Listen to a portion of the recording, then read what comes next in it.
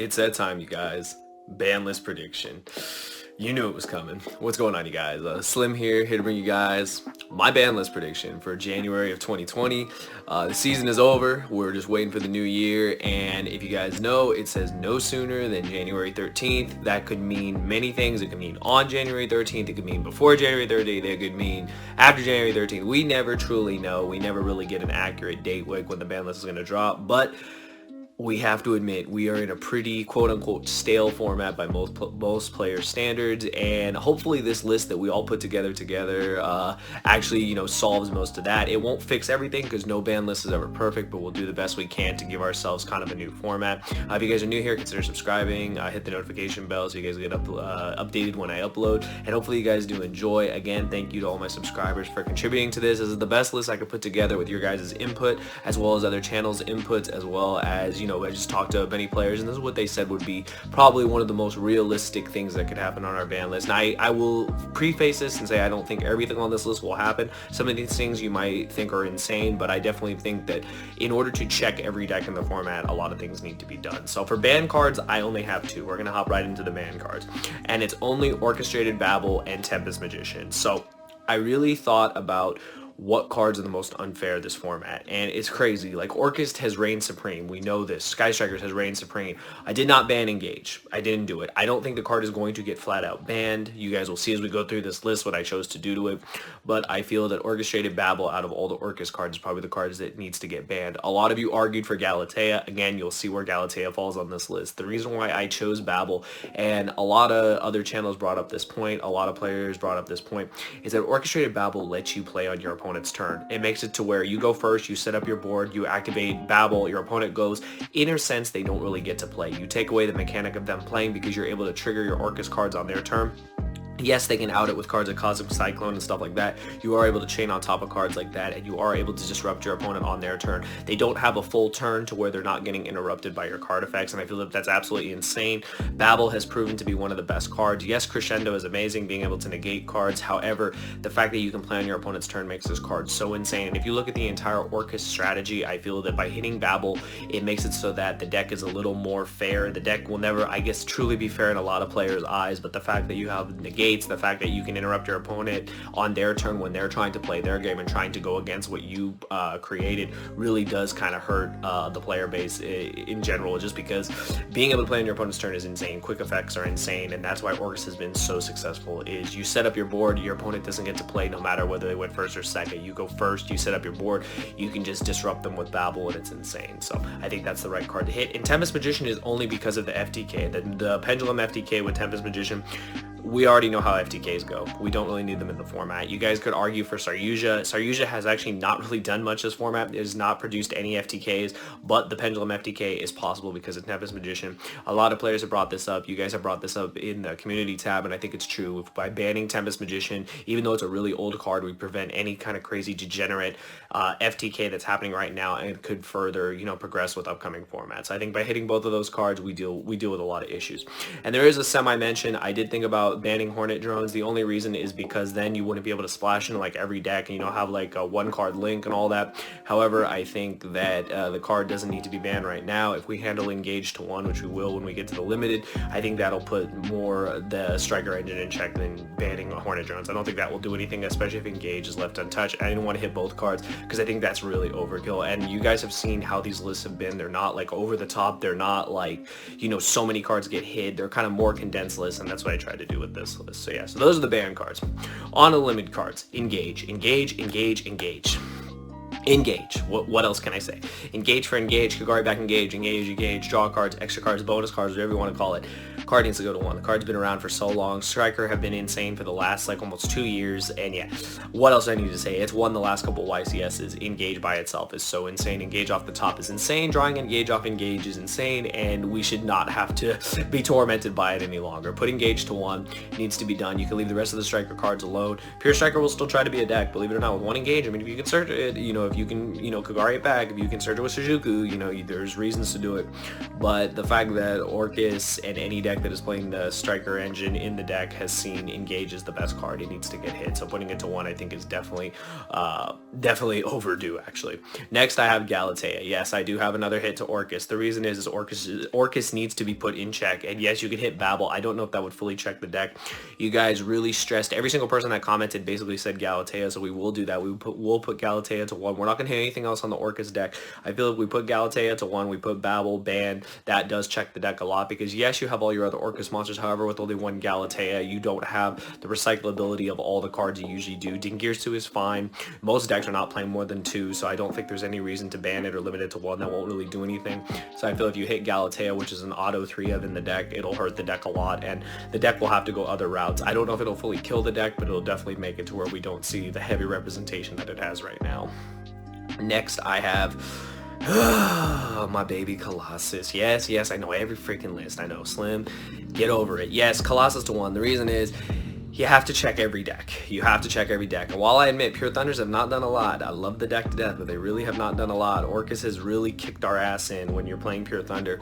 I think that putting Colossus to 1 is important, because if we check all the other decks and we don't check Thunders, they're going to reign supreme. Everyone will be playing them, and Colossus will just be insane. So putting it to 1 doesn't kill the deck at all. I haven't touched any of the Thunder cards. Again, Pure Thunder really hasn't proven itself. I hate to say it has not proven itself to be the best deck of the format.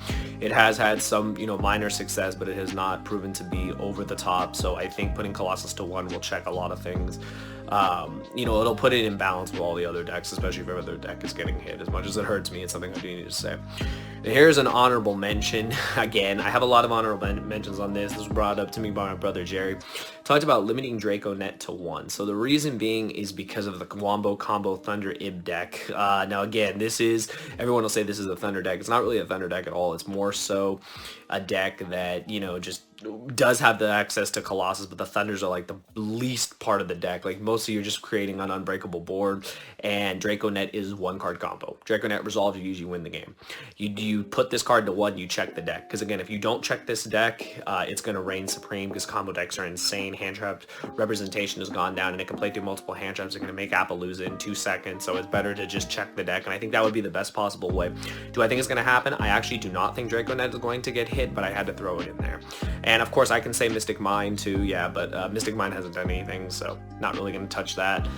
Next I have Danglong. Shout out to you, Tyler. Every freaking time, you already know. Danglong has done what? Nothing. Like, Danglong will do, I don't think, anything insane. It coming to 1 won't break any format. It won't make Yang Zing's tier 0 automatically. This is a card that people have been requesting for a really long time. I think cards do need to come back, and I think you bring Danglong back to 1, it'll be fine. The card hasn't been around in a long time, so I have to include it every other time. Also, I have Harpy's Feather Duster. Reason being is this has been hinted at a lot, that it's showing up in one of the structure decks, that and Pot of Avarice. I'm not going to say Pot of Avarice because that card, no, not yet. But Harpy's Feather Duster I could see happening. Since we're getting that other spell card that's basically like a better Feather Duster, I could see that Feather Duster could potentially come back. Do I think it'll come back? No, but I'm going to throw it out there because you guys did mention it, and because I have, seen the deck that does include it. It includes that in Avarice, and people think that that's a hint that we could get it back like OCG, but I don't think so. But had to throw it out there. And lastly, I have another Dragon Ruler. So the reason I say that is because we have gotten Tempest back, and I look at the other 3 Dragon Rulers, Blaster, Tidal, and Redox, and I feel the next one that could potentially come back is Tidal. And I say Tidal because, yes, Blaster doesn't really do much. Its pop effect is not super relevant, but it could be splashed in decks like Infernoids. It could be splashed in decks like Salamangreat, and they could get a lot of mileage out of the card. However, I feel that Tidal might be the better card to bring back. It is a Foolish Burial. There is water support coming for these other decks. You guys will see when I go to my semi-limited, I actually did bring back a card to 2 that some of you might not agree with, but with the new, Deep Sea Diva support and all that stuff, I feel that, Tidal could potentially come back. It could be kind of a foreshadowing that the card could come back, because it would be another Dragon Ruler, and I feel out of all the Dragon Rulers that are left, Redox is Reborn. That's too broken. I think Redox would be the very last one that would ever come back if it does, and Blaster would be too splashable in Infernoids, and Salomon grade, and I think that there's not that many water decks. You could argue for Paleo, you could argue for Mermel, which hasn't really done anything. You could argue for Marincess, which still hasn't proven itself yet. Maybe Tidal would give a boost to that deck. So those are all my limited to 1s, and next I have my semi-limited. So to 2, I only have 2 cards. I have Necros of Unicorn. I saw this on Simo's channel. I actually really like this, and I give full credit to him for bringing this up. Again, I did not play Necros format. I'm not super familiar with it, but one thing he did bring up, and I will say is super important, is that Necros seem to get a card back every list. This would be the next card that they could bring to 2, and it would not make the deck tier 0. It would not make everyone play the deck. It would not be as broken as it used to be back in the day. Even though I didn't play, I heard about it. I knew how powerful Necros is, and I think with 2 Unicorn, we'd see more players trying the deck, and we could see it have a little bit more representation than it does. But again, I don't think it would bring the, would break the deck and make it tier 0. So bringing it to 2 would not be the end of the world, and we could see again more cards for Necros getting freed. And lastly, like I already mentioned, Deep Sea Diva. The only reason I'm mentioning this, my brother Jerry wanted me to include this, and I include this only because there is Deep Sea Diva support that got announced. Could it be a foreshadowing that Deep Sea Diva could come to 2? I'm going to put this in the maybe category. Could we see Diva at 2? Possibly. I'm not a huge fan of the semi-limited. A lot of people know this. I go back and forth. Sometimes cards being at 2 is kind of weird. It's either it should be at 2 or 3 or 1 or none. Like, it really depends. But I think that if you put Diva at 2, I don't think it would be the end of the world. It could be, again, a foreshadowing for the support that Deep Sea Diva is getting. And lastly, on to the unlimited. So the unlimited, I mean, this is just cards that really just, I don't think are going to make an impact no matter what. I got Dark Arm Dragon. It's been at 2, it can go to 3. It's not going to break the format. It hasn't done anything at 2. It's definitely not going to do anything at 3. Next, I've got Damage Juggler. It's been at 2, it can go to 3. We could basically say that this could be for Shaddolls. We are getting the structure deck. Clown Shaddolls was a deck. Dark Arm could be a card in the deck since they're all darks. I don't think it'll break the format. I don't think it'll break the deck at all. I don't think it'll make the deck tier 1. I don't think it'll make the deck tier 0 at all. I think that release these cards have been on the list for so long. Put them at 3. They're not going to break anything by any stretch of the imagination. Next, I have, now this is a personal one that I actually would like, and I think people have mentioned this. I'd love to see Pantheism at 3. I say that because I love Monarchs. I don't care if they brick. I don't care if you can build a house with the bricks. Pantheism is just a really cool draw card, and yes, I think that if you put it to 3, Monarchs aren't going to be tier 0. They're not going to be like anything over the top. That deck still breaks. The deck still has inconsistencies. We could still see it do something, but it wouldn't be over the top. Domain would be cool, but Pantheism would just bring it, give it back the consistency it needs, and then it could potentially be another deck that we see represented at random events. It could be a locals deck. It could be more of a fun deck. It could be a regional deck. I don't know if it could go as far as to top a YCS, but it would be cool to see Monarchs kind of come back after so many years. And Pantheism would be the card. Do I think it'll happen? No. But I have to mention it because I do love Monarchs. And lastly, I got Solemn Warning. I think I said this last list. We have all the Solemns at 3. You put Warning at 3, I don't think it's going to break anything. Not every trap deck is playing Warning. Would they play it at 3? I don't know. That's a lot of life points, you guys. That's 2,000 per Warning, 1,500 per Strike, and you've also got Judgment at 3. Like, there's so many Solemn cards. I don't think every deck would play all 9. I don't think you could afford to. I think that, yes, you could stop so many things and then leave yourself wide open to a one-punch hit and you could just lose. So, be pretty crazy. But overall, those are my thoughts. This is the list. Congratulations to all you guys who contributed to this. Hopefully, you heard your thoughts up here. And there are cards I mentioned that I don't think will get hit, but I think there are cards. There is a lot of potential in this list to see, a lot of similar things that channels have said, and I think we will see some of these hits. I don't think we'll see all of them, but this is kind of like a wish list, kind of like a, this would check almost every deck. And you guys are saying, how would you check Salomon? Great. I don't think the deck really needs to get checked. The deck is good.